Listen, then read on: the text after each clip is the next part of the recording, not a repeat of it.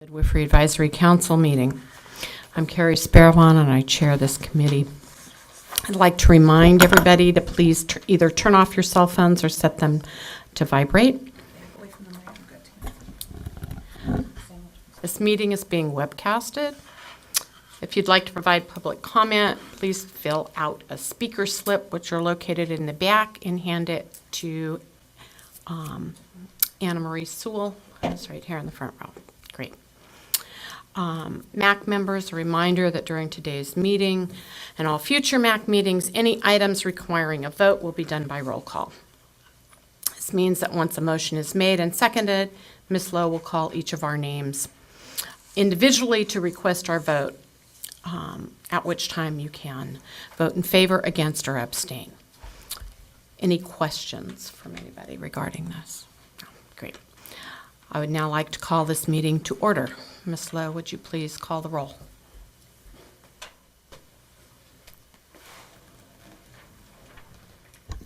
Dr. Adams, Ms. Dugan, Ms. Holzer, Yes.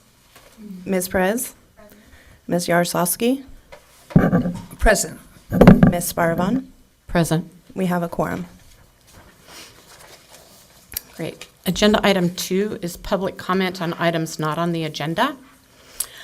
The council may not discuss or take any action on any matter raised during this public comment section that is not included on this agenda, except to decide whether to place the matter on the agenda of a future meeting. Is there any public comment on items not on the agenda? Seeing none, I'm moving on to the next agenda item. Agenda item 3 is approval of the March 16th, 2017 Midwifery Advisory Council meeting minutes. So moved. To approve. Move to approve. I second. Is there any public comment on this agenda item? Were there any edits provided to you, Ms. Lowe? No, there was not. Does anybody here on the council have any edits? All right. Would you call the roll, please, to approve? Carrie, do I need to call the absent members? No. Okay. Ms. Holzer? She's absent. Oh, I'm sorry. Ms. Dugan? Yes, I approve. Ms. Ms. Perez? Yes, I approve. Ms. Yaroslavsky? Yes. Ms. Sparvan? Yes. Thank you. Right. Agenda item 4 is the report from the chair, which is my report. I'd just like to begin by acknowledging how wonderful Natalie Lowe has been for us and how on top of everything she is, and let everybody know that she has gotten a promotion to a different position. She's still, I understand, going to work with us to help us to implement the changes to the LMAR, but she's going where she can do some programming. Is that correct? Yeah, okay. Well, thank you so much for all your help over the years.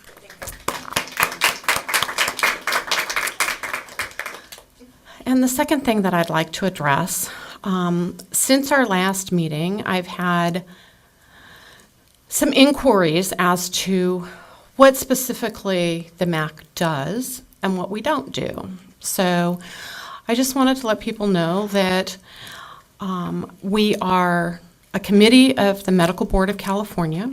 We don't have any independent ability to create practices. We can make recommendations to the full board, and then it's up to the board to decide whether to adopt those changes or not. I see this council as an interface between public consumers of midwifery care and licensed midwives in this state and the Medical Board of California. And our job is primarily to look at laws created by our legislature that may impact either one of those constituents, and create policies that promote public safety and serve the public.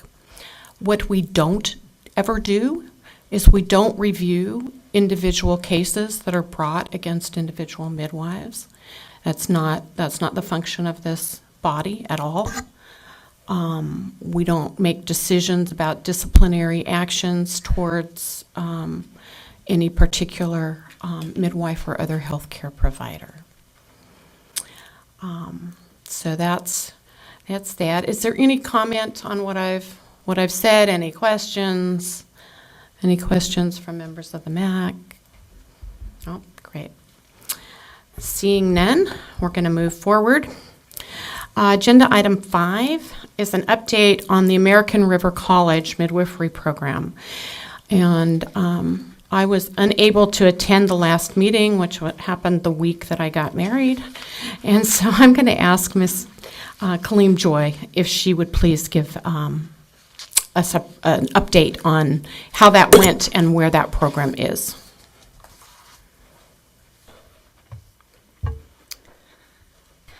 Good afternoon, all. I am Kaleem Joy. I'm a licensed midwife, and I'm on the advisory committee for the Los Rios Community College District at American River College in Sacramento.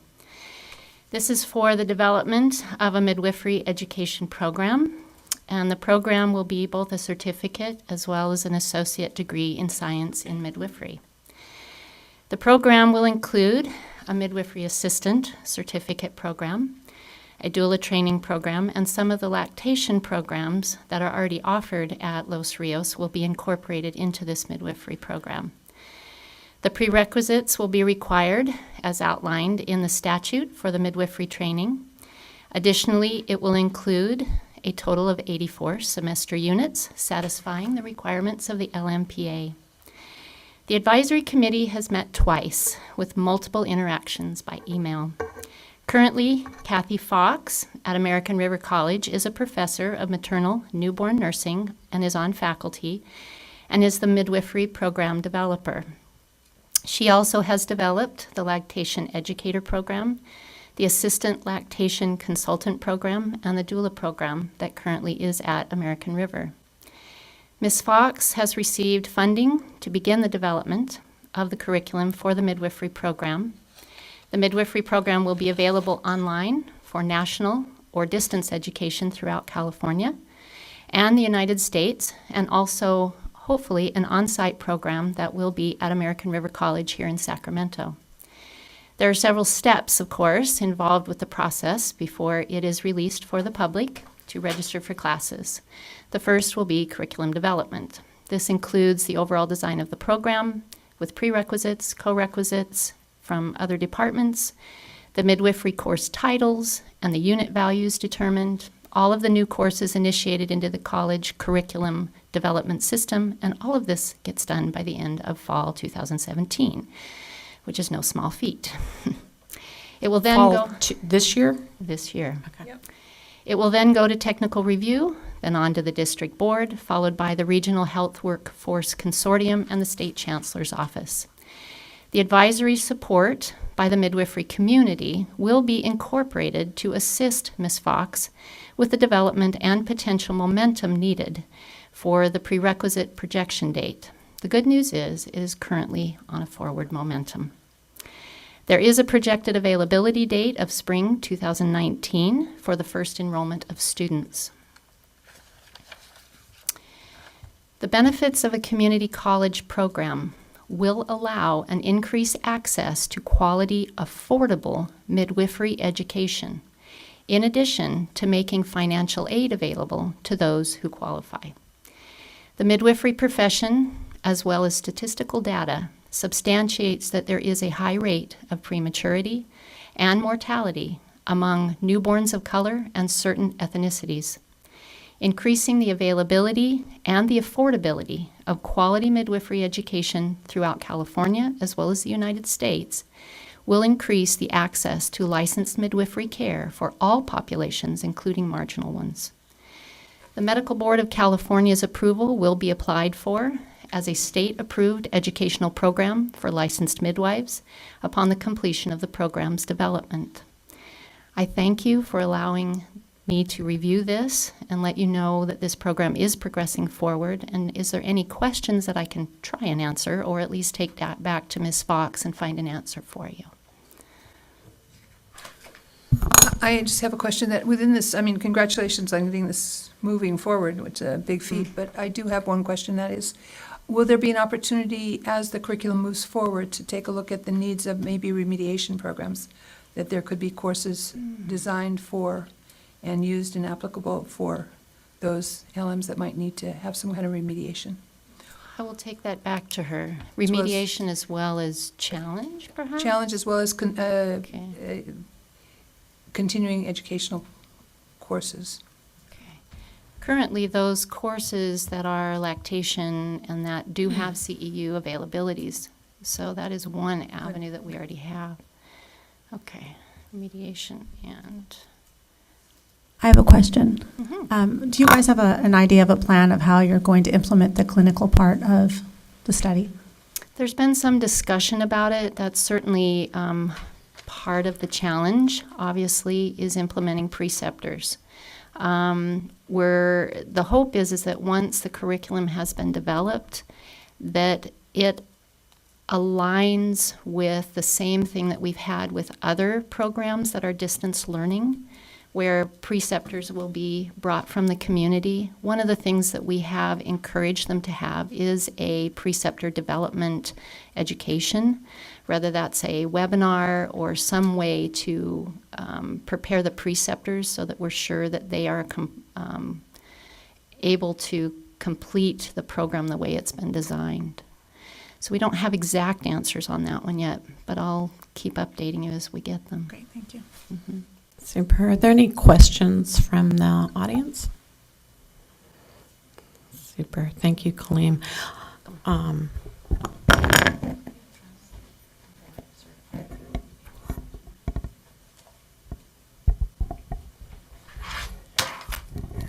Okay. Great. All right. We're waiting now for an update on the Midwifery Task Force from Ms. Kirkmeyer and Ms. Webb. Agenda item 6. Good afternoon.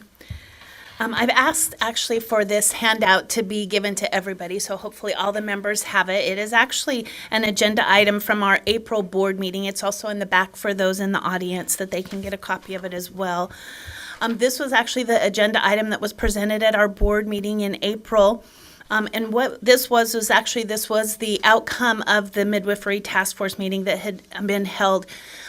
We have 2 board members who are on this task force. Dr. Levine and Dr. Balat are the 2 members that are on the task force.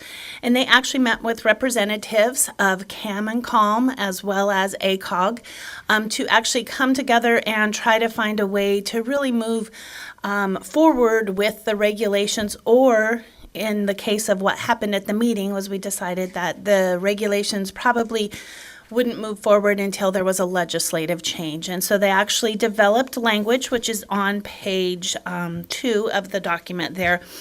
And you can see it's in strikeout and underline. And so on page 3 is really where the changes are.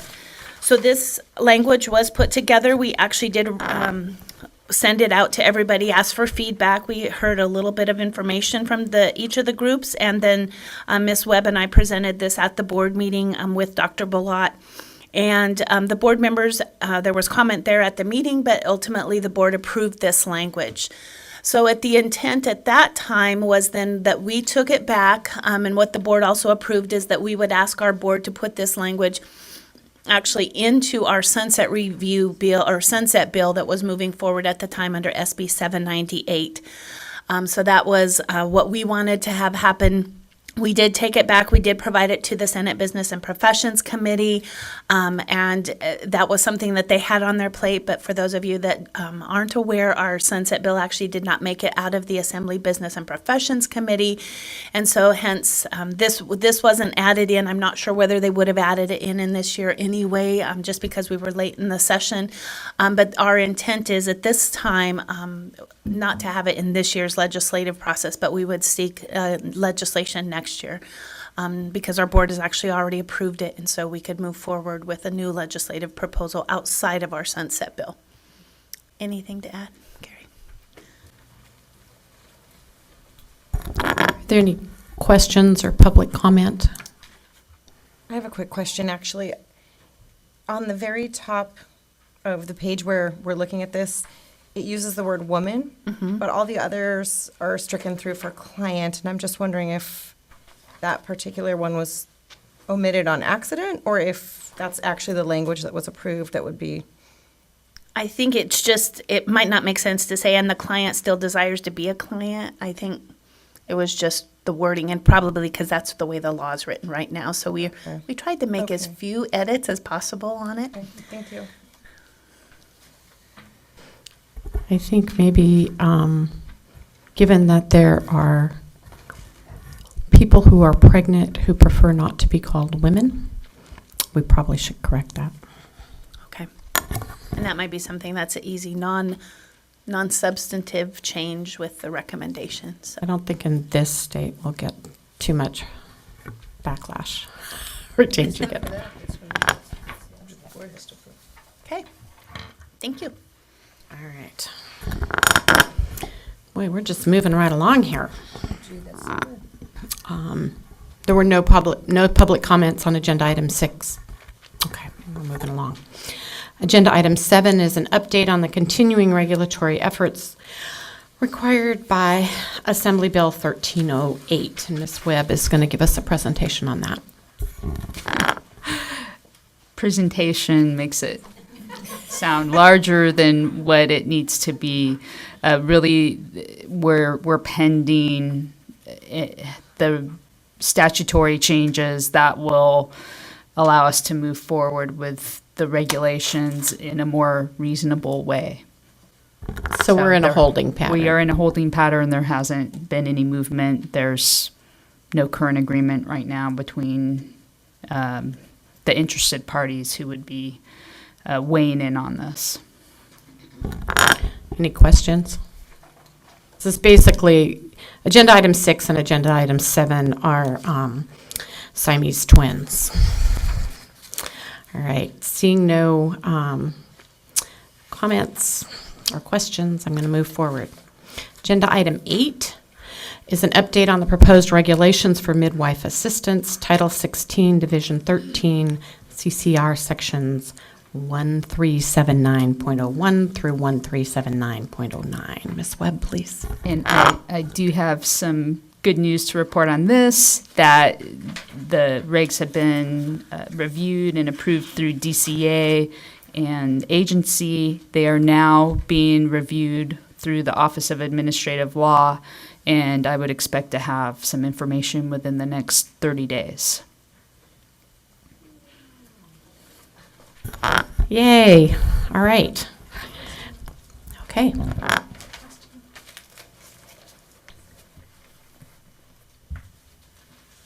Hi, Karen Ehrlich, licensed midwife. Do we have a thought yet about when this will then go to the medical board? Already been. So we're talking, okay, I thought I had to go to the Office of Administrative Law after the medical board. Yeah, but it already went to the medical board, then it went to DCA. Now it's at Office of Administrative Law. I did not realize that in between step. That's why I got confused. Thank you. Any other questions or comments? All right. Seeing none, we're going to move forward to agenda item 9, which is an update on midwifery legislation. Ms. Mose is going to present on that. All right, this is going to be a quick update. So I think I've reported before, AB 1612 and SB 457 are both 2-year bills. So they're in a holding pattern for now until next legislative session. SB 798, which is our sunset bill, as Kim just reported, it got held in Assembly Business and Professions Committee, but we are hopeful that the language will either, one, go in another vehicle, or there'll be rules waived, and that our sunset will go through. There's a couple provisions in there that are related to licensed midwives. It would allow licensed midwives and midwifery societies to existing peer review provisions and authorize licensed midwives to be shareholders, officers, and directors of corporations. What we're hopeful is just the language will go into another vehicle, and hopefully we'll be able to keep all of the provisions that we have in there. Thank you. Are there any questions? Questions or comments from the audience? Rosanna?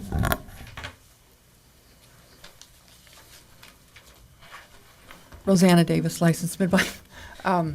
So you think that the midwife provisions might even go in a bill this year? I'm hoping that the stuff that's in our sunset bill that's not controversial, it'll actually stay in. Okay. But I don't know, but that's what I'm hoping. Okay, thanks. Thanks.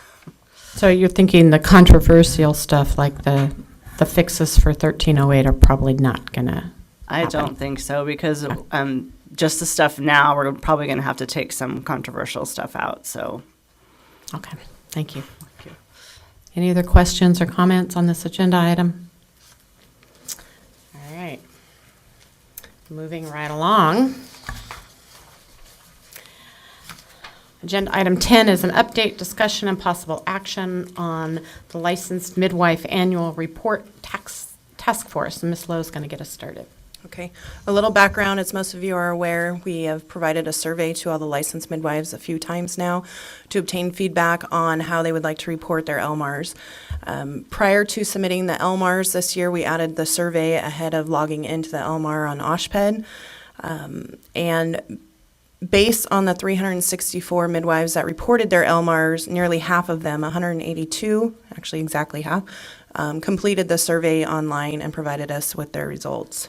There were 2 questions asked on the survey, which basically came down to 1, do you want to continue to report the way we are, which is accumulatively at the end of the year, or to move to a prospective data reporting system similar to MANA.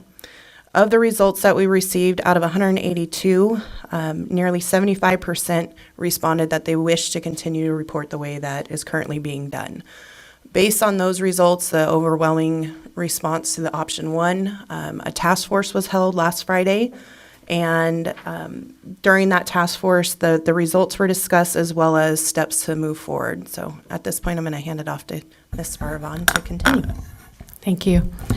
So due to the very short time between the task force meeting last Friday and today's meeting, I have created a report, but it's not available because it hasn't gone through all the channels. So I'm basically just going to update you guys on what we did. Most of the report that I have now is almost verbatim the same as the report that was given 2 years ago in August, so August of 2015. And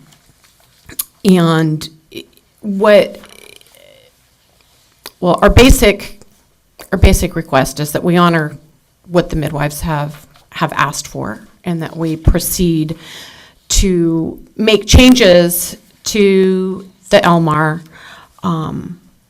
to make long-standing fixes to known problems. So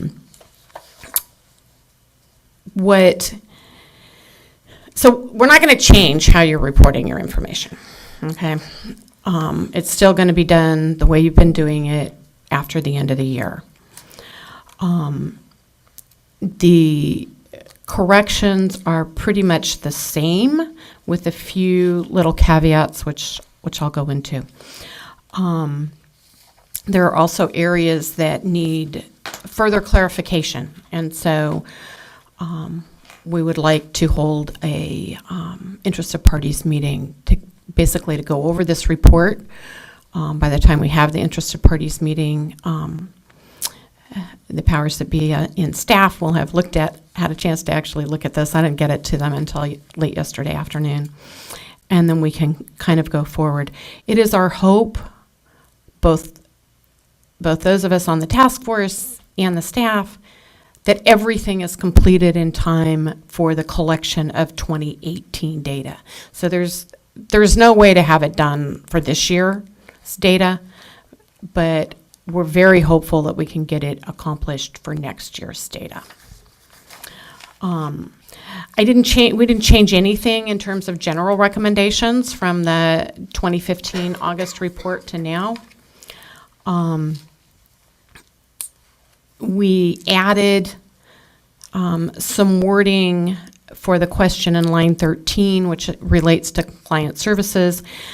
It has read total number of clients served as primary caregiver during this calendar year.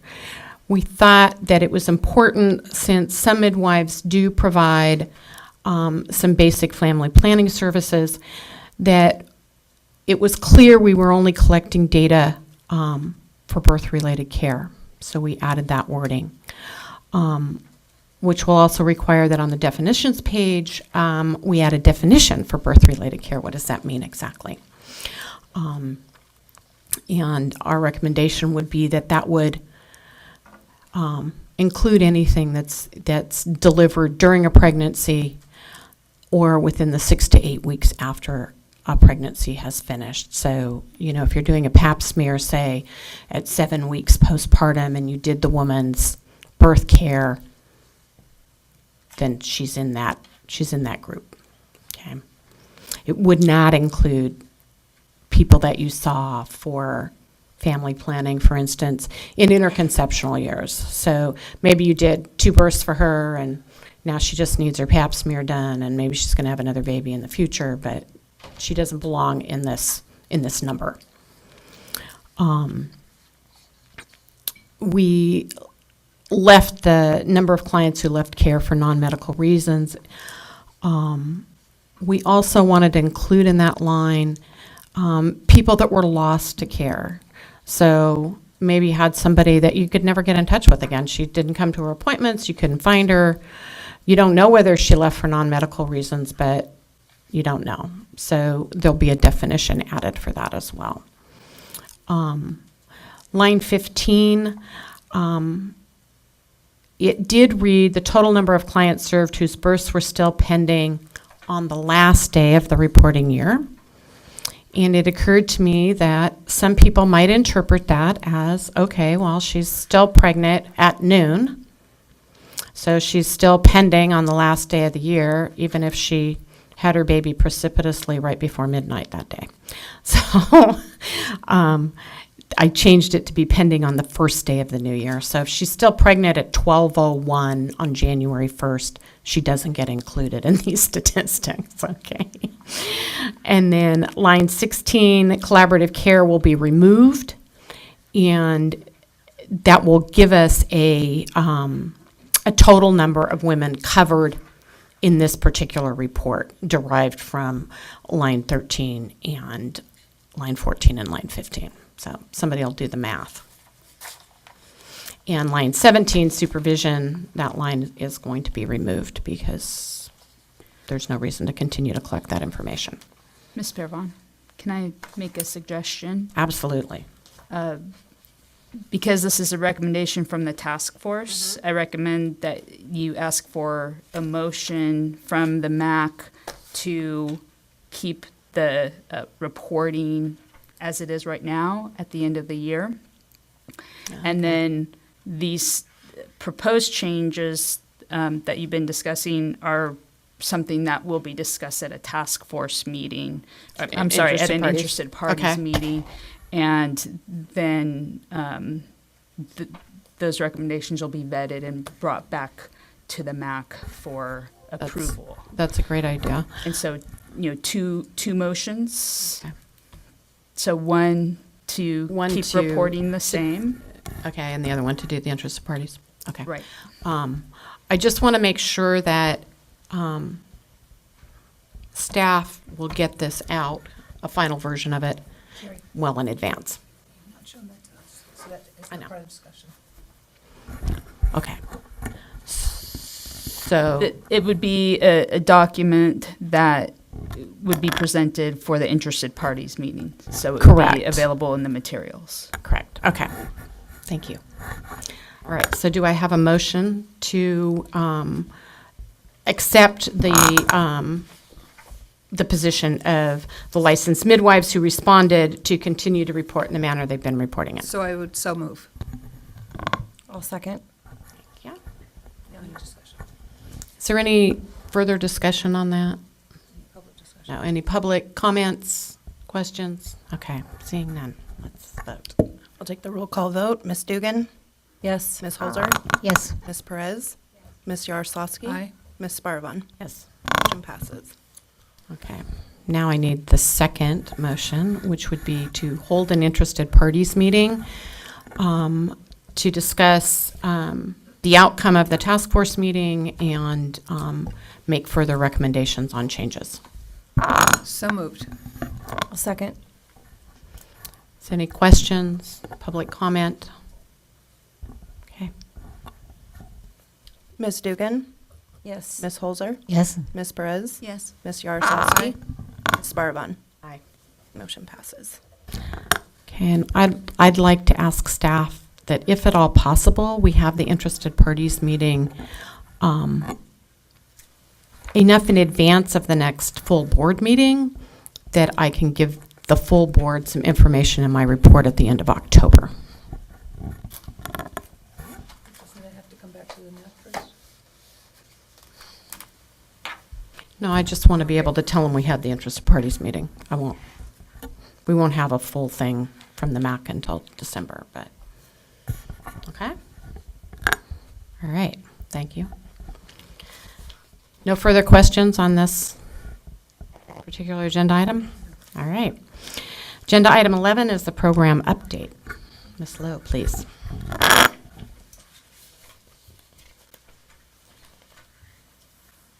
Second.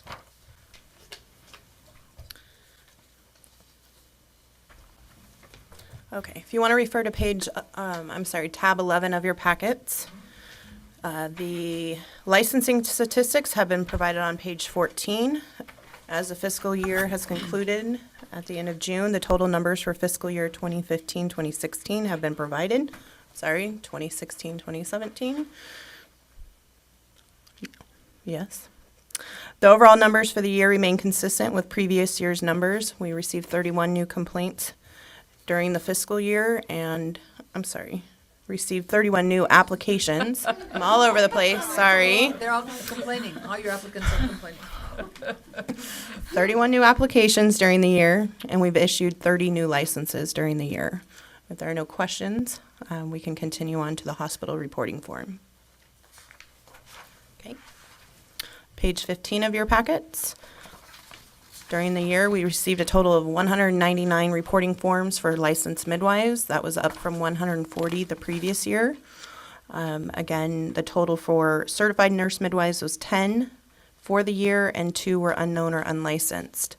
As you can see for quarter 4, the unknown in the CNM reporting is continuing to decrease, and hopefully that will get down to 0 at some point. We anticipate that the numbers of reporting forms continue to increase over the years due to outreach and information being provided to the hospitals and midwives. Are there any questions? So just for point of clarification, these are forms that are reported back to you from the hospitals? Correct. Do they match up with the number of births in hospitals? No, they do not.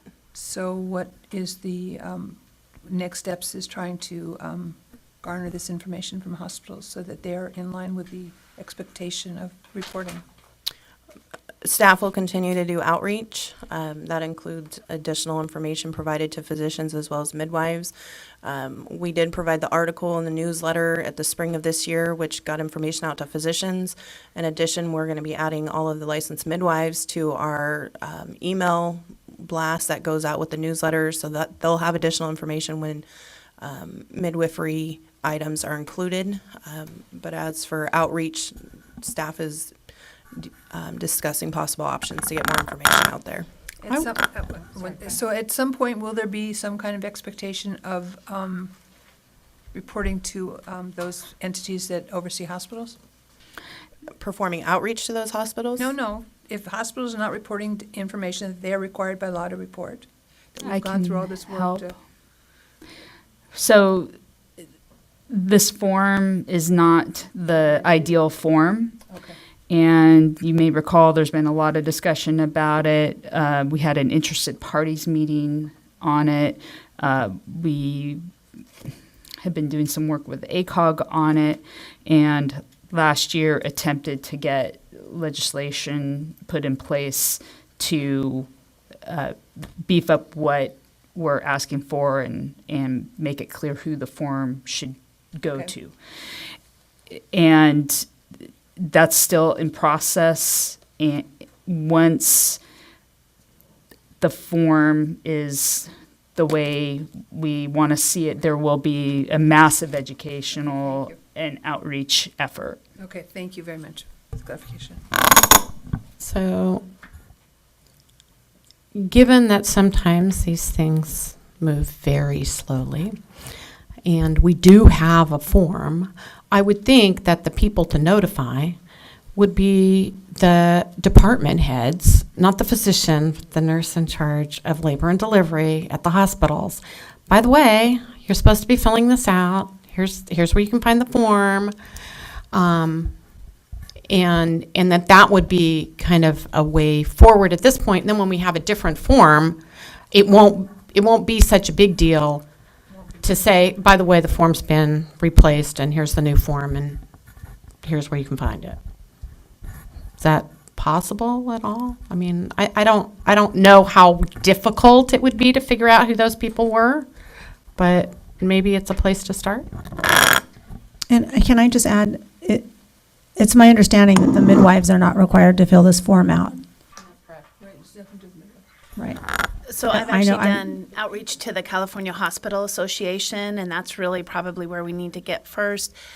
Like Ms. Webb said, we don't want to do it, requiring an all facilities letter with DHCS until we get that new form. But I can reach out again to the California Hospital Association and ask them, even if they have a list of everybody that we could send it to, and we can get that outreach done as well. But I've done it to them, I've given it to them, but it wasn't, it was their executive committee, so it wasn't all of the hospitals. Right. I mean, even if they could just provide email addresses for these, probably nurses that had the labor and delivery departments, and then you can just send it out mass email to all of them, and then they've got it. And then maybe the numbers could add up.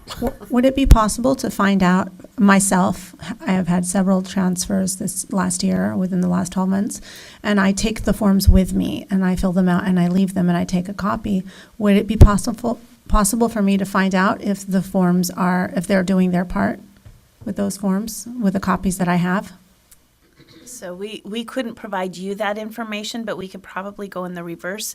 If you provided us the names of the facilities, we would then be able to check to see if those have been provided.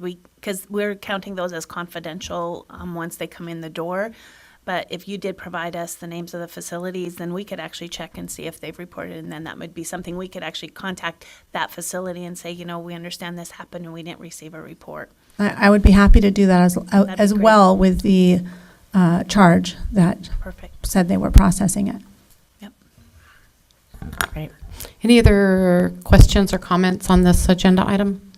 This bit of the agenda item? Okay. Who's working on the draft of the new draft of the form? We wanted to have some sort of legislative change, and I don't even, I'm sorry, at this point, remember what we were going to ask for, but staff is working on it. Okay. If there are no other questions, we'll move on to the enforcement statistics, which are on page 16 of your packets. Again, the total numbers for the fiscal year have been provided. In addition to what's reported in the packet, you've also been provided a side-by-side yearly comparison of previously reported data for the fiscal years, just for easier comparison. And if anyone in the audience would like a copy, there are some in the back. For this fiscal year, the numbers for complaints received remain consistent with previous years, with a total of 14 coming in for the year. There were no cases referred for disciplinary or criminal action this year for licensed midwives. For unlicensed midwives, we received a total of 11 complaints during the year, and there was no referrals for discipline or criminal action. Are there any questions on the data that's being provided? For future MAC packets, we'll be providing the yearly totals in your packets. We'll separate out licensed midwifery statistics on one page, unlicensed enforcement statistics on a separate page. Thank you. Any questions? All right. Okay.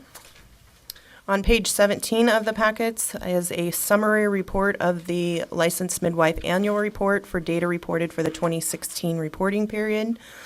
In addition to the summary report for 2016 data, on page 23 of your packets, We have provided side-by-side yearly comparisons for previous years' data, which makes it a little bit easier to see the changes in data.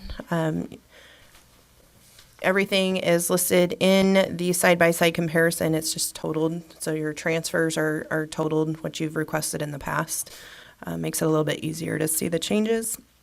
If you'd like, I can briefly go over some of the highlights of the report, or just allow you to review it, and if you have any questions, I can answer it.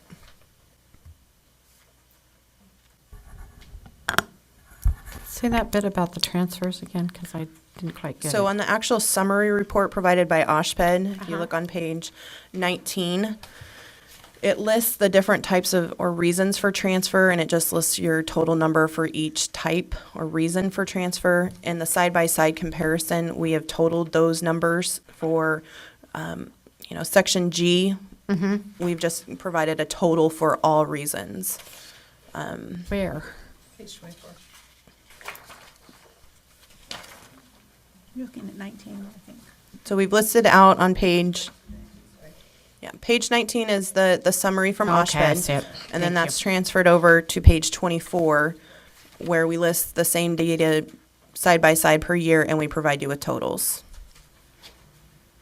Super, thank you. Okay, I'll go over briefly some of the highlights. For 2016, there were a total of 412 midwives expected to report. Of those 412, we received 364 reports. I should say OSHPD received those, leaving 48 unreported LMARs. Each year, we highlight and emphasize the importance of reporting timely, because any reports received after the end of the online submission or the closing time for OSHPD is not included in the summary. So this year we received, we did not receive 48, which is actually the lowest number in the past. So that's progress. And of those 48, we've gone ahead and broke those down so to give you an idea of who's not reporting, if it makes any difference. Of those 48, we had 21 that were listed with the current status in the state of California. So of those should have been reporting whether they were practicing or not. There were 3 that were current, but they had an address out of state. 16 of those 48 were delinquent with an address in California. And of those 16, 4 of them had expired after the reporting period had ended. 4 had expired during the reporting period, and 8 had expired prior to the reporting period.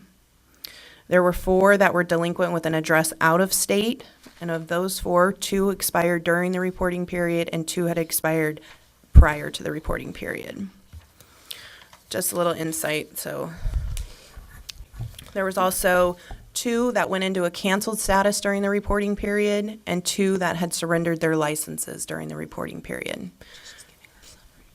Would it be possible in future years to, the way that you've given us kind of side-by-side comparisons for the different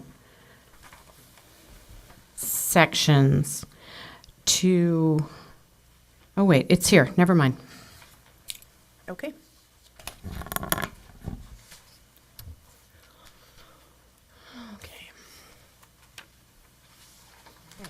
Okay, so I'm going to go over a few of the statistics. You can either follow along on that side-by-side chart or in the packets.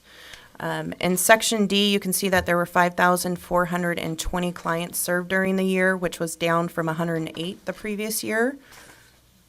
The number of clients who left care for a non-medical reason, though, decreased by 91. In Section F, you can see that there was an increase in the number of planned out-of-hospital births at the onset of labor, which was up by nearly 50, and the number of completed births out of hospital decreased by 64 compared to last year. That does mean, though, that the number of transfers should have increased, which is reflected in sections I and J, and those numbers went up appropriately. However, at the end of the report, I'm going to skip ahead a little bit, where it discusses the outcomes following transfer, which is on page 22 of the OSHPD summary. the total numbers that are listed in the outcomes and the delivery, whether it was vaginal or cesarean, do not match up to the number of transferred or should have been transferred. So that's something that when we revise the LMAR, it's to assist with making these numbers match up. There was approximately 646 that technically should have been transferred. However, on your outcomes after transfer of care, there's data for over 900. So something is not getting reported correctly, which we're all aware of at this point, but that's just another reason why we need to make this LMAR updated and meet the needs. I'm so glad you're going to continue to work with us on this. Yeah, so hopefully the revisions will let the data make show the appropriate outcomes for out of hospital and after transfer deliveries. That concludes my update on the stats. If there's any questions, I would be happy to answer. Ms. Ehrlich?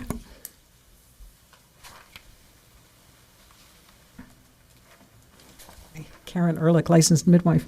I'm noticing on the number who did not report that it is listed as 48, and yet on page 14 of the midwifery program licensing statistics, we've got 365 renewed or current. So that's a discrepancy that caught my eye. It's not necessarily a discrepancy. The number that's expected to report is provided in December of the year prior to the reporting period, at the end of the reporting period. And so that number includes licensees that are in a current or delinquent status. Also, lost my train of thought again.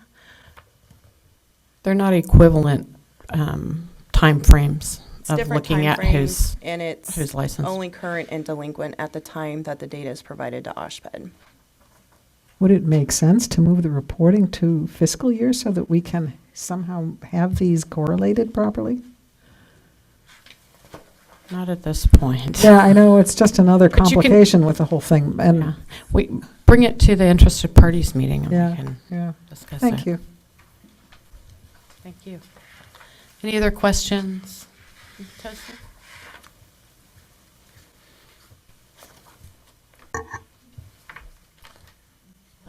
Tosi Marceline, licensed midwife. On the outcomes of out-of-hospital births, for the almost first time, there are 6 What page are higher you on? order multiples. What page are you on? I'm on page 18, very last line. This seems impossible, but Yeah.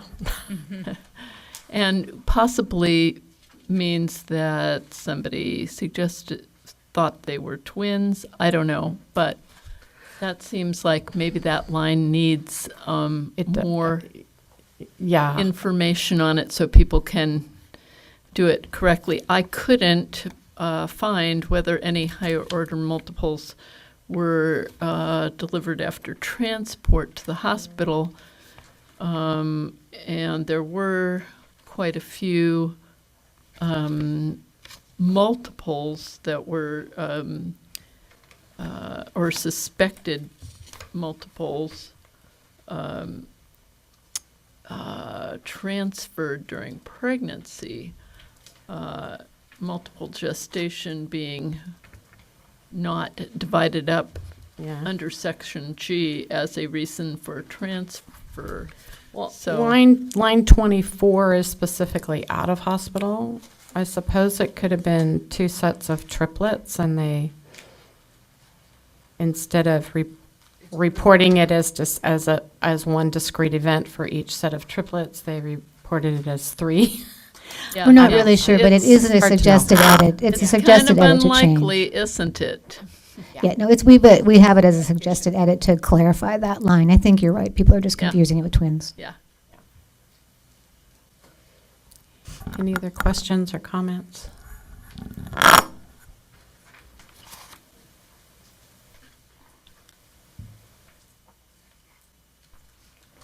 I'm Madeline Chernock. There is a maternal death listed in one section and not another for 2015. Where do you see it? So there is no maternal death listed on 23 for total outcomes in which birth, fetal demise, or infant or maternal death occurred. No maternal deaths, no maternal deaths. And then I'm on page 23. It's the fourth little table down. 0, 0, 0, 0, 0. And then on page, where are we? On 27, we have cesarean delivery due to the death of a mother. So, just wanted to point that out. So on page 27, the final table, total number of cesarean deliveries mother, we have a cesarean for the reason of the death of the mother in That's 2015. 2015, yeah. And yeah, I know. And on page 23, we have no maternal deaths reported in any of those years. So that's a big hot deal, please. Someone pay attention to that. Okay. Thank you.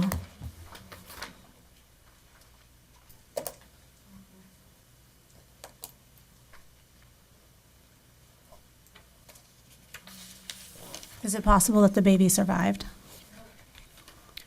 I would have to look at the data. All of the data that's reported here is taken from the OSHPD summary, so we can go back and review it to what was provided. If OSHPD reported it to us, that's what's being reported. There's a possibility it could be an error inputting the data, but we'll double check that. And if it needs to be updated, we'll do so. Thank you. Any other questions, concerns, worries? All right.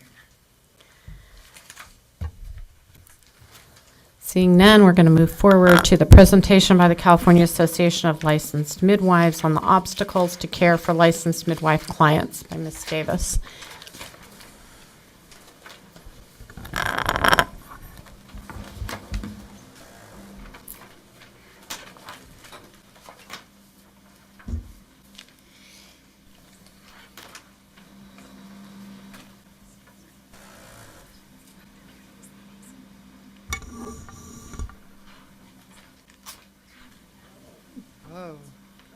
Can we have sunlight? Light on your computer screen.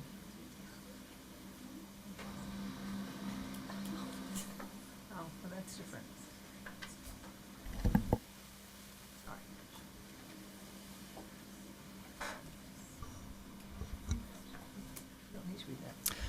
Good afternoon. I'm Rosanna Davis. I'm a licensed midwife practicing in the San Francisco Bay Area since 2004. I'm also part of the leadership team with the State Professional Association of California Licensed Midwives. Our acronym is CALM. Today I'm presenting several cases where problems with transfers from home or birth center to a higher level of care in hospitals happened, and one situation where there is an institutional protocol to not accept transfers from perinatal services, transfers to perinatal services and genetic counseling from licensed midwives for things such as positive prenatal screening.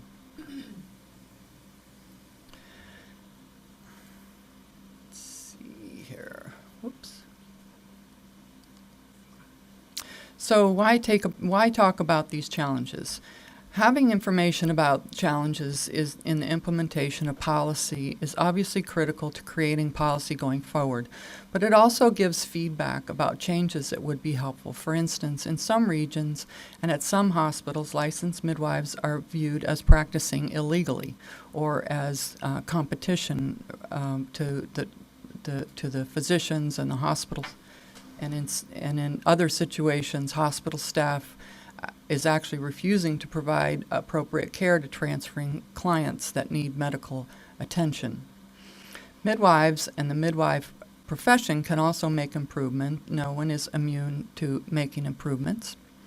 But let's be careful not to blame the victims. Midwives are low in the social hierarchy. We all know that, any of us that are midwives. Being low in this social hierarchy has been shown to create a physiological response that creates ongoing stressors, feelings of helplessness, and poor health, and lack of creative thinking to create solutions or behavioral changes.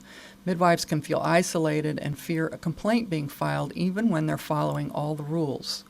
This is especially true when there is ongoing hostility toward them or their clients at specific hospitals or with specific providers. CALM advocates for midwives to call us to be in communication with their professional association so we can talk through the issues and hear new ways that they might be able to be more assertive or proactive in their communication. For instance, we remind midwives to include the LM disclosure, including quoting the statute, in the patient records when transferring, and to highlight parts that are significant to transfers, such as the right for the client to continue collaborative care with the midwife, that LMs are not required to have physician supervisors, and that the midwife is required to speak to the physician directly. All these things have an effect on improving communication. We also recommend that midwives speak the language of the receiving physician and providers as a way of demonstrating cultural competence. For instance, using the word patient rather than client or mama, referring to a fetus rather than a baby, to wear a name badge so that you can be identified as a professional, and also using SBAR reporting. Are you all familiar with SBAR reporting? For anyone who's not, it's an acronym that stands for Situation, Background, Assessment, and Recommendation. It's a way of communicating that gets to the point and helps clear communication during a shift change or a transfer from one setting to another.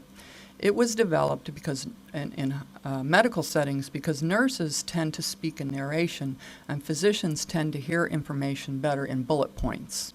The same is true with midwives. They tend to speak by communicating in narration or through storytelling. So using the SBAR is recommended to improve clear communication. As a state association, CALM is in a unique position because we hear about what's happening around the state in different settings and among a variety of midwifery and medical communities. We are actually working on a program that we call CALM Transitions.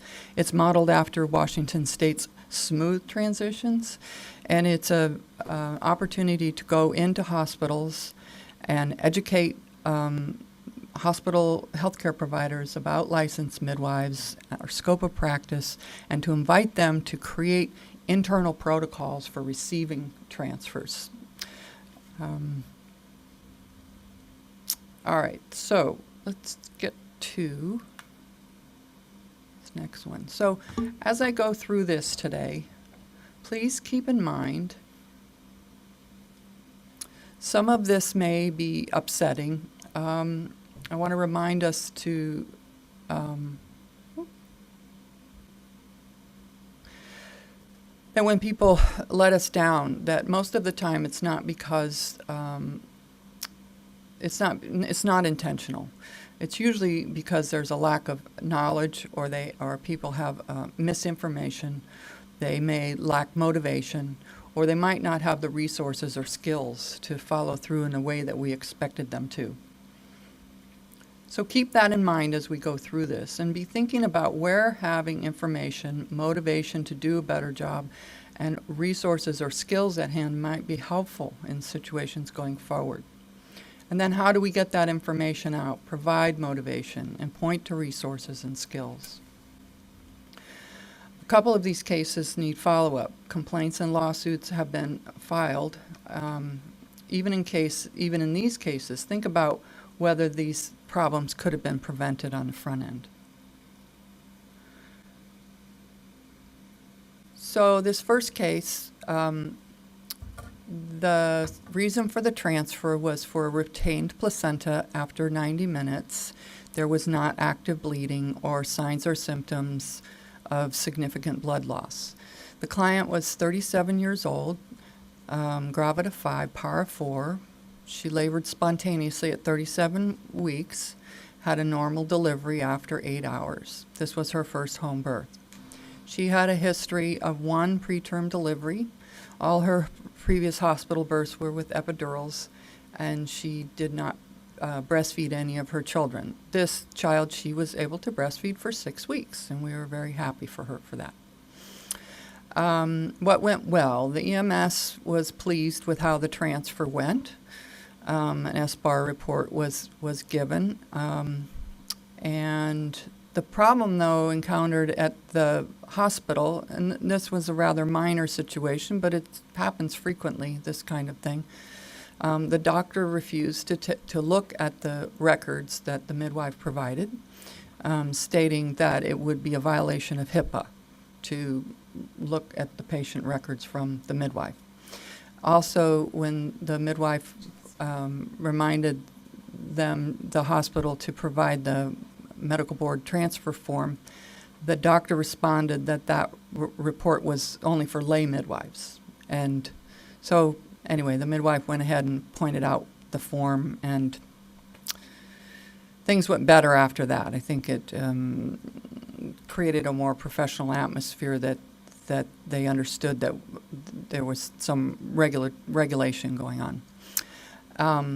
Anyway, the overall outcome was fine. The placenta actually delivered spontaneously in the ambulance on the way to the hospital, and the patient was discharged from the hospital after vitals and a basic exam.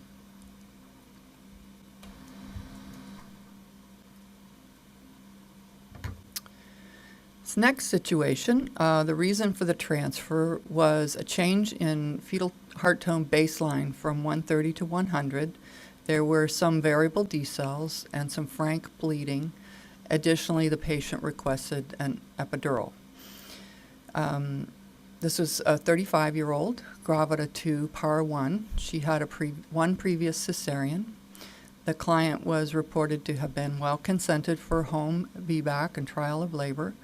In this area, the local hospital does not provide any trial of labor in the hospital after cesarean. So what went well was that there was not, in fact, any uterine rupture. It was an appropriate transfer. There was a subsequent vaginal birth, and both the mother and baby were well. The problem encountered at the hospital was that the doctor refused to provide care unless the patient consented immediately to a C-section. She was quoted as saying, "I will not come to the hospital for a vaginal birth." The nurse refused to contact an alternate doctor.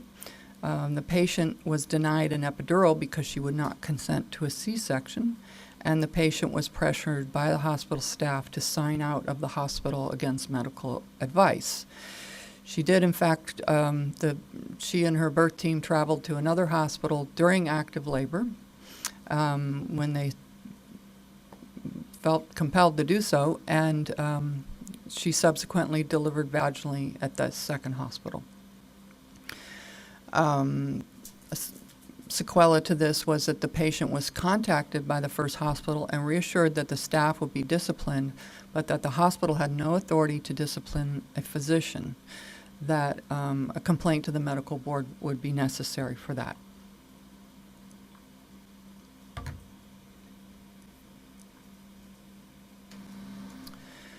Oh, this next case was transfer for 42 weeks gestation, as is required in statute. Significant history was minor, except that group beta strep status was unknown. The client was 28 years old, gravida 2, para 0. The baby measured large for gestational age.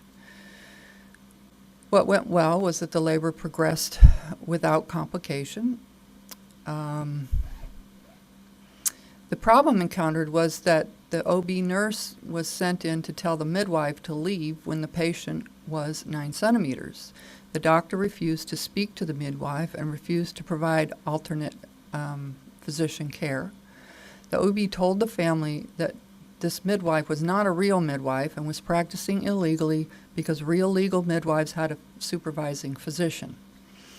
Additionally, the doctor stated that she was traumatized by a transport at a different hospital where she was not the OB, but the mother and baby died after an amniotic fluid embolism. This was her explanation for why she refused to provide care while the midwife was present.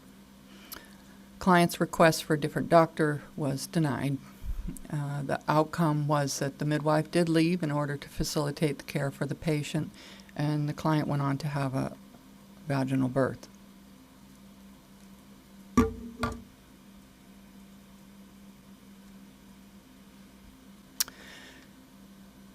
This case, the reason for the transfer was an arrest of active phase.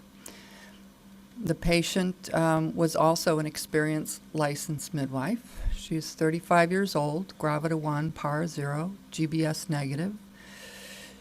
She had ruptured membranes for 7 hours. Her labor arrested at 6 centimeters for 6 hours.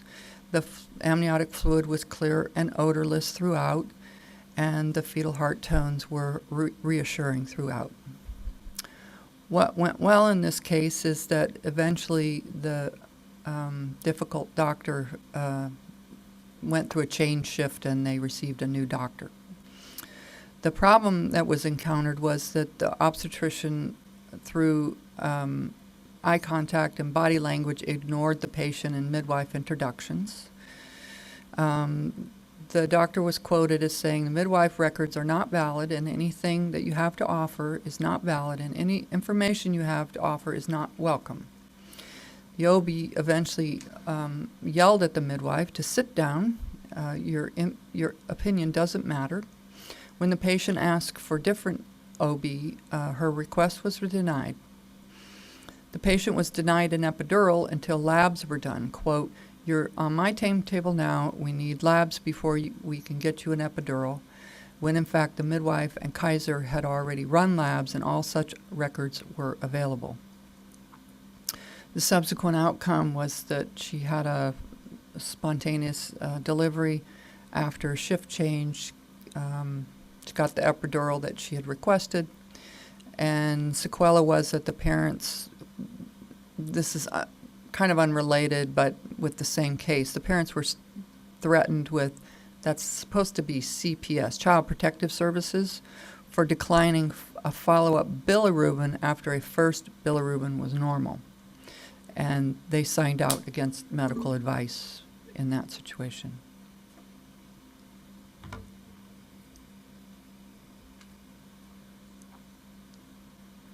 This transfer was for an arrest of second stage and a suspected occiput posterior position. The client was 29 years old, gravida 1, par 0, late to care with the midwife at 31 weeks, desiring an unmedicated childbirth. Her membranes ruptured and she started laboring at 40 weeks.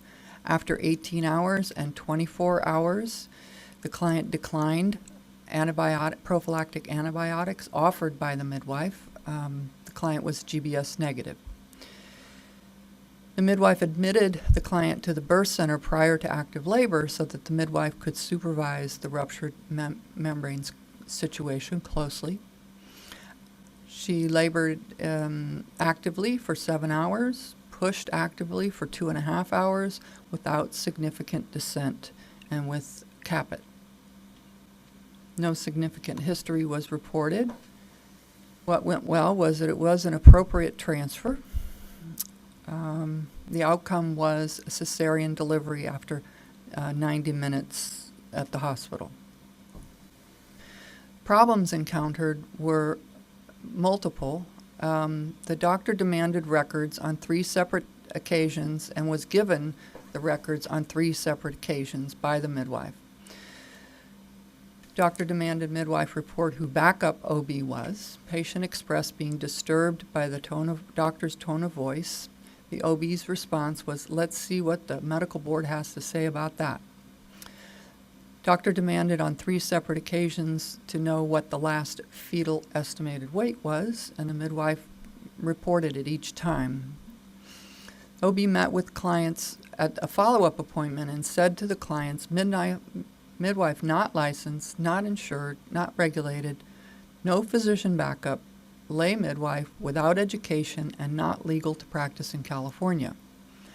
The doctor filed a complaint against the midwife, claiming the midwife did not provide records, did not arrive with the patient, claimed the midwife transferred an emergency situation by car, when in fact there was not an emergency situation, claimed the midwife provided negligent care, did not identify abnormal tracing, and that the midwife's judgment was impaired.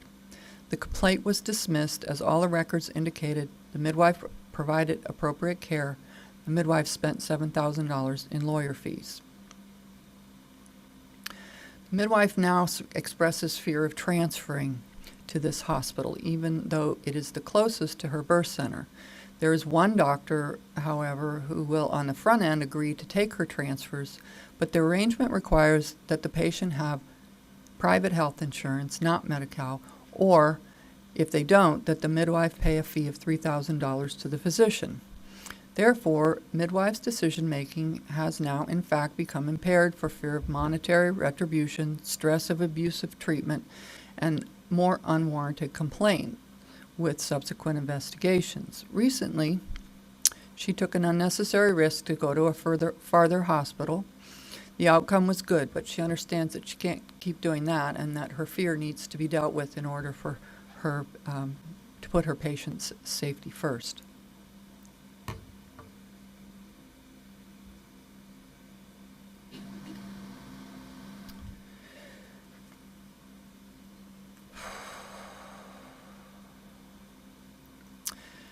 So it's a very tragic situation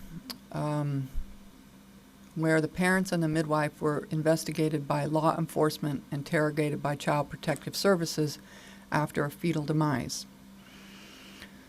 The details were that the client was 39 years old, gravida 2, para 1.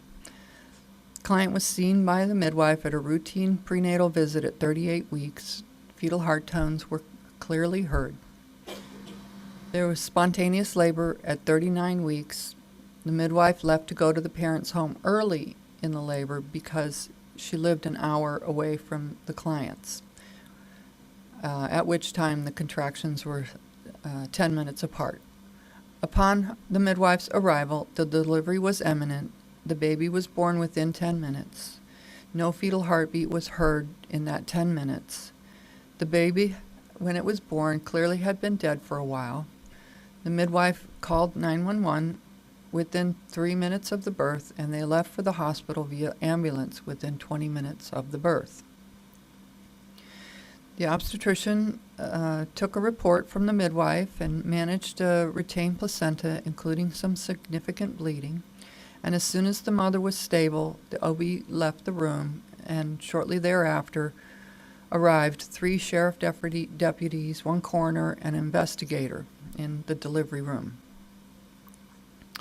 Some significant history is that this client had delivered previously a 5-pound baby at 37 weeks, and during this pregnancy she had some spotting at 34 weeks. She was assessed at labor and delivery and then subsequently released without any indication of any problems.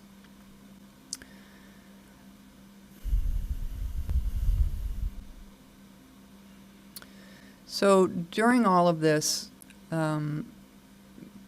shortly after the investigators arrived, the father of the baby was taken to the family home where the house was searched for evidence for 3 hours, while the father of the baby, mother-in-law, and 2-year-old son waited outside, unable to enter the house or even use the bathroom. The mother was interviewed alone in the hospital and separated from her family during this time. She underwent mandatory drug testing, and the coroner insisted on taking the baby away, and only after much pleading were the parents able to be reunited and spend some time saying goodbye and grieving together over their loss. The midwife was also detained for separate questioning. Child Protective Services came for 3 visits to the home after they returned home to make sure the parents were not putting their other child in harm's way.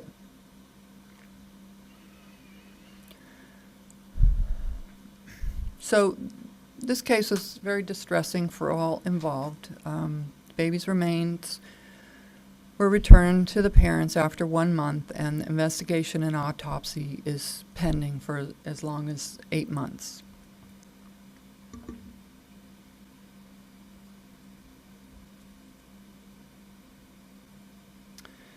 Well, fortunately, most midwives rarely encounter this situation or even have it discussed in any detail in any peer review.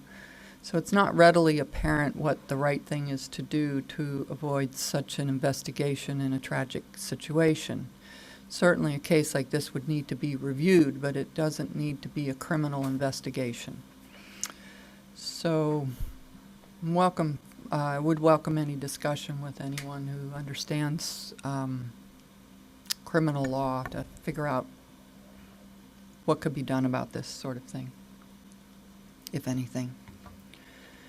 So this next situation, kind of lumped together, it's more of a ongoing situation than an individual case. And that is that Lucille Packard Children's Hospital perinatal services will not accept client referrals from licensed midwives, just as a straight up policy. This policy doesn't seem to be written anywhere, but it is pretty consistent in practice. Lucille Packard, so it's not just at the Stamford location. They have satellite offices in several surrounding counties. And in Santa Cruz County, they are the only perinatal services available. Currently, midwives and their clients have workarounds, and the best one is that they just go to a doctor to do their prenatal screening, and that's typically more expensive, a duplication of care. If a midwife does need to refer for a positive prenatal screen, for instance, for Downs or trisomy 18, this situation creates delays in getting diagnosis and treatment if it's necessary. I have a question, Rosanna, about this. It's been my experience that if there's a positive screen, the state agency that runs the screen makes the referral. Like often I have some of these results and I'm seeing them and I call the client and she's already knows where she's going because the state agency already contacted her. Will they not accept that referral either? Well, sometimes the prenatal screens are through private companies. So, Okay. like the Free Cell Okay. blood screens. We have an expert here on this. Would you mind talking about it? Sure. Kelly? Yeah. Hi, Kelly Olmsted, licensed midwife in Santa Cruz County. A lot of these are my issues, and what I assumed that this was a statewide issue because it is Lucille Packard Children's Health, their perinatal diagnostic centers. However, what I discovered through all of this is that Santa Cruz County is the only county in the state that has a perinatal diagnostic center, but has only that as their only option. So other midwives are able to work around by just avoiding Lucille Packard. Santa Cruz County, we are not. So even if I get a positive state screen, that is not acceptable. They will say, who is your doctor? When the mom calls to make her appointment, and if they don't have an OB, they say, I'm sorry, we don't see midwifery patients. We don't see the patients of licensed midwives. Don't know what to tell you. I have talked to the state screening. They say they have no ability to enforce. I have left messages at the head of Stanford Perinatology asking for callbacks, do not get any response as far as that goes. I've had multiple people. I had somebody who got, with an NIPT, got a positive screen at 12 plus weeks. She had been a little bit delayed in getting it. And by the time we got the results, she had 2 days left in order to get a CVS, and nobody would see her. And finally, I managed to get the OB on call for the house at the local hospital to agree to accept her as a transfer of care in order to get her seen by them.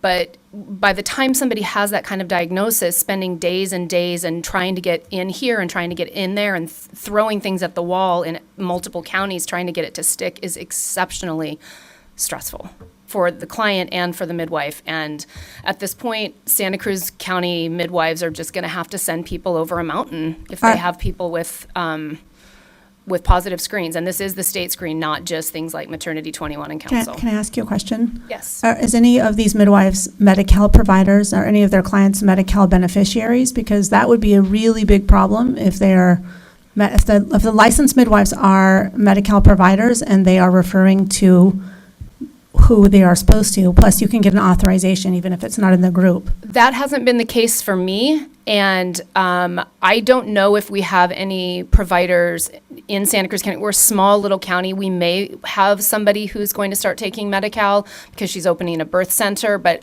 as of right now, I don't know of any midwives in our county. You know, we have like Are any 80 births a year. of your clients Medi-Cal beneficiaries who are being denied the service? Well, And I mean, this is the thing that's hard with this topic is for every person, you know, as licensed midwives, we often have people decline genetic screening, right? We also have people who started care with an OB and then transfer into our care at 20 weeks when they decide they don't like what they're getting. So and then we have people who do the screen and most people come back negative, right? So this pops up for me. I'm a pretty busy midwife in our county, but it pops up for me maybe once a year. And then you scramble and run around, and then you finally get people to the other side of it and you take a deep breath and then it doesn't happen again for somebody to get a positive screen. Nancy and I had this she would have probably been due to have her baby this coming month. So last winter with a positive NIPT, and she was the one they're like, she needs to get in right now. Like she's got 2 days left to get a CVS. Otherwise she has to wait a whole nother week to get an amnio. And sorry, we won't see her. Thank you, Kelly. I'm glad you were here. to Thank talk you. about that.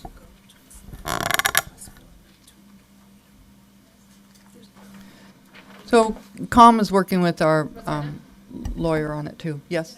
Oh, yes, Linda.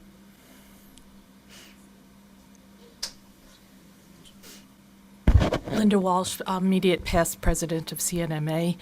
I started the midwifery service at Stanford, and as people who know the Stanford system knows, we were terminated there for a variety of reasons. I'm appalled when I see something like this. I still have very close relationships with several of the OBGYNs there, and I would be more than happy to try to have some conversations. I know there have been concerns among OBGYNs even about the leadership at this point. Thank you. That'd be welcome, I'm sure. Linda? So one more issue that came up recently at the same clinic, perinatal clinic. This client had its baby had a cardiac arrhythmia, and the midwife tried to get a referral into the clinic and was refused. The workaround was that the patient is a nurse practitioner who provides prenatal care, and so she had an in and was able to self-refer, which I don't think is available to most other people. Nevertheless, they still wouldn't speak directly to the midwife. They wouldn't provide records directly to the midwife. Ultimately, even these workarounds undermine the patient-midwife interaction and confidence in licensed midwife care, and it's time-consuming and stressful for the client. So let's end on a positive note, shall we? This transfer was for an exam by a physician and removal of a vaginal cyst discovered early postpartum after a home birth. The client was 35 years old, gravida 2, para 1. This was her first planned home birth. She had a normal delivery at home, transferred by car. The baby stayed at home with the father of the baby and a midwife assistant. The midwife called ahead and spoke with the labor and delivery charge nurse, gave an SBAR report to the nurse, and then gave a brief report to the receiving doctor over the phone, and in this case, a hospitalist. Upon arrival, the doctor introduced himself and knew the midwife and midwife student by name because he'd looked them up on the midwife's website ahead of time. He provided prompt care, calmly explained the findings and the plan to the patient, complimented the midwife's record keeping and care in front of the client, and the midwife in turn was very complimentary to the doctor and the hospital staff, as they deserved for the reception and the care they provided. The only problem that was encountered was the electronic records system had no option for admitting a postpartum patient. The situation was resolved, and the mother was discharged to midwife care within 2 hours. So I have a couple of final words. We live in a large state. Licensed midwives provide care to only about 1% of our childbearing population.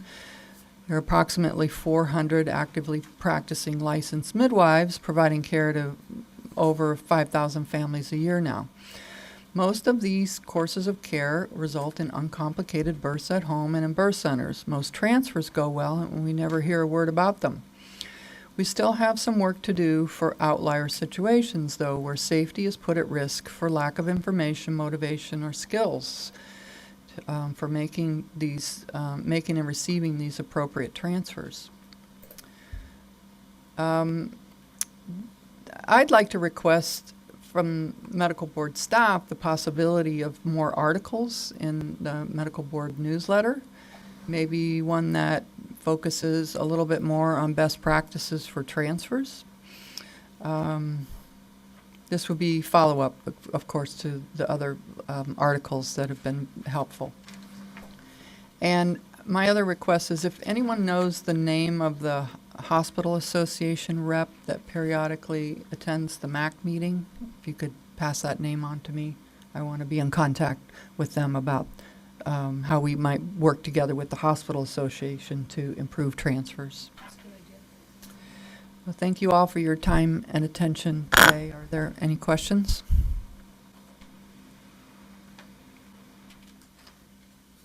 Seems to me that clearly receiving physicians need more education about what a licensed midwife is, what they do, what our educational level is, and why we might be bringing somebody to them. I'd like to add to that the fire department and the paramedics also need that education. I had a fetal demise, and they treated her as a criminal as this was done, and they don't know. And I was able to work with the Pasadena Fire Department to actually work with Black Infant Health so they could be more aware of their community. So I think that outreach needs to go even further. Yeah. In your spare time, midwives. Are there any comments, questions? You haven't answered yet? All right. Seeing, oh, Tosi.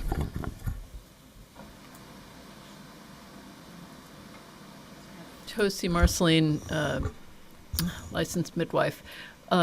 Kelly, yours is not the only county that has problems with physician groups not taking transfers from licensed midwives. There are several we've in our area, and it's always a tragic situation to have someone who has a real big problem and no one will see her. Not the person who is most appropriate to see her refuses to take LM transfers. We used to have a PA who was a midwife and a LM both who could interface with us and help, but she's now works at Stanford, not as a midwife. The other thing is that, Rosanna made a powerful and beautiful presentation out of the terror that we all have, that some of these situations are going to happen, and many of them have happened. That is not, it's a representational group of cases. It in no way is as many cases as actually happens. For example, in our group, we knew she'd have plenty. We didn't even bother her with ours. So it's something we should all keep in mind, and thank you. Thank you. Any other questions or comments? All right. Thank you.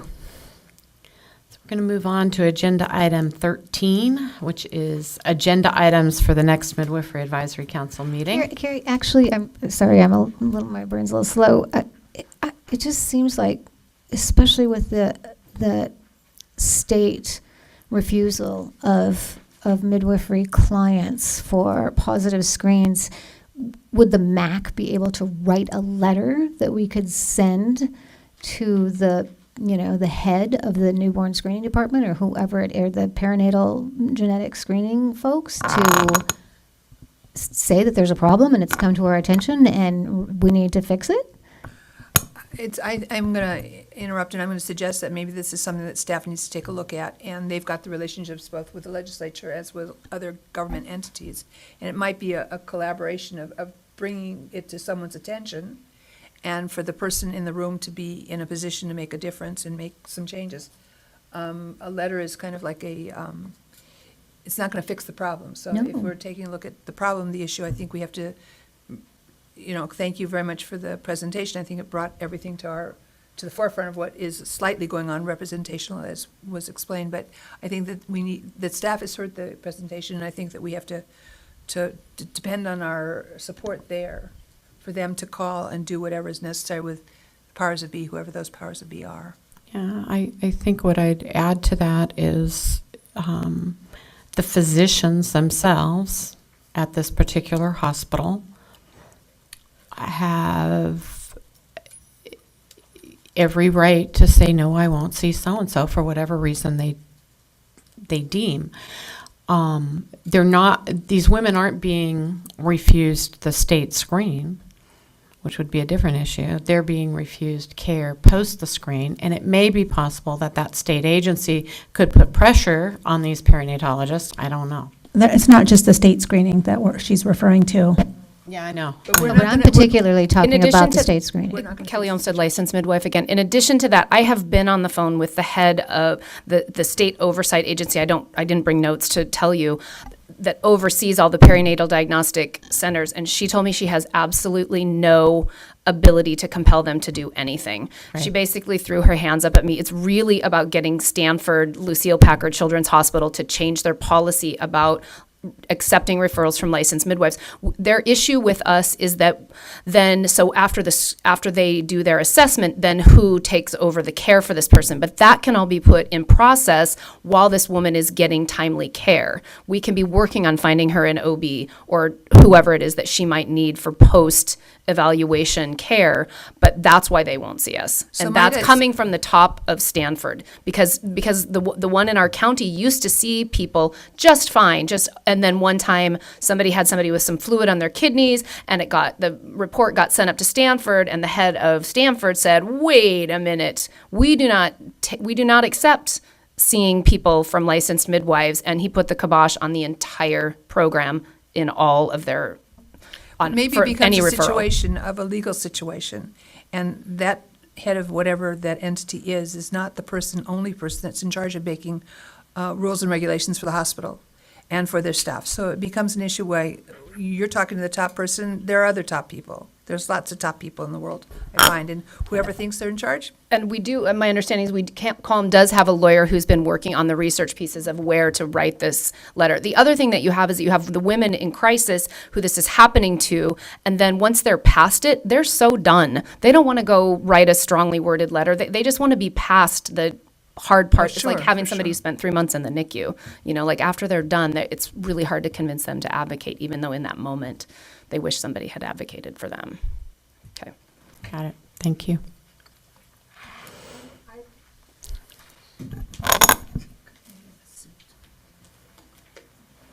Karen Ehrlich, licensed midwife. I don't want to make this worse than it maybe is. And I just would like to make sure that people realize that the fact that we have these 9 cases that came to Rosanna doesn't mean that that's all that has happened in the state of California. We know that when surveys happen, that the instances are quite a magnitude more than what actually gets reported in surveys. Having lived through midwifery from basically its beginning of home birth midwifery in California in 40 plus years now, these issues have been with midwives and home birth families for 40 plus years. But they morph, they change. And I know that one of the things that a lot of us hoped was that with the onset of licensure that we were going to be able to have more of the respect and the ability to make these timely and rational and reasonable transfers. So it's distressing to the midwives when we find that despite having jumped through those hoops, that we're still having to struggle with this. So I just want to make that perspective, and I also want to state that a lot of the times now we are getting respectful transfers, and it can happen, it can change, and we can work with it and get it to shift more. Thank you. Yeah, I would just add to that in the 20 years since I became licensed, I think there's been huge improvement in terms of how licensed midwives are viewed and actually interfaced with by the medical community. It's by no means perfect, and certainly there are more than 10 instances where it wasn't perfect in the state, but I really do believe we're making progress. So, thank you all. Anybody else? All right. Yeah.